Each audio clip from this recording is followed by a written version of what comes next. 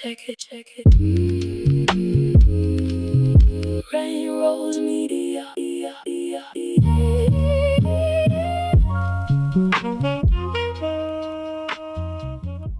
From the moment we're born, the world begins telling us who we're supposed to become.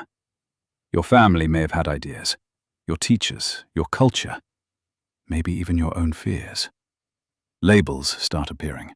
Success, failure, smart, not good enough. And before long, those labels begin to shape how we see ourselves. But underneath all of that, there is a deeper question, a quieter question. A question every human eventually asks. Who am I? Not your name, not your job, not your past. Those things can change tomorrow. So who are you, really?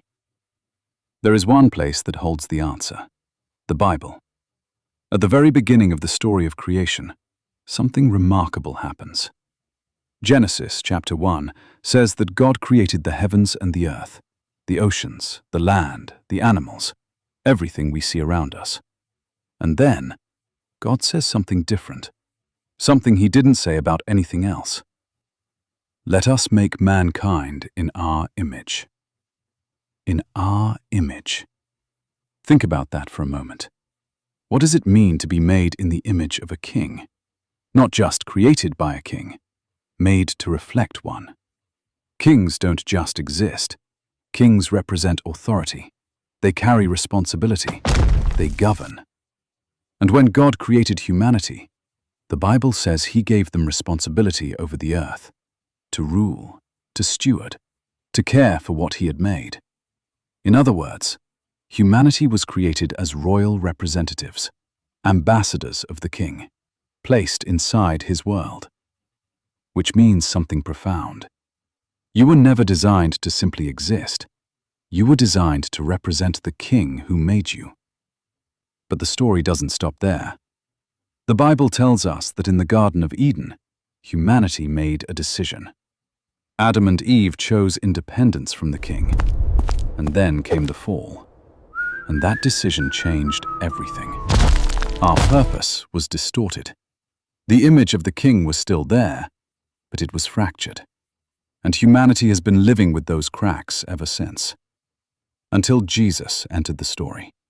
The Apostle Paul describes Jesus as the image of the invisible God. In other words, what humanity was always meant to look like. Jesus shows us the restored image, the original design. God's plan was never to abandon his creation. His plan was restoration, to restore the image, to bring humanity back into the identity it was always meant to carry. And through his death and resurrection, Jesus opened the way for that restoration to begin. Which brings us back to the question, who are you? You are not an accident. You are not meaningless. You are not defined by the labels people have placed on you. According to the Bible, you are the image of a king, created to reflect him, designed to represent him, made to carry his authority in the world. Your value was not earned, it was given, before you accomplished anything, before anyone approved of you, before you proved anything to anyone. The king had already declared who you are. That isn't a religious idea, it's a royal one. You are royalty. And once you understand who you are, everything else begins to change. Because the moment you understand your identity, the next question becomes unavoidable. Why are you here?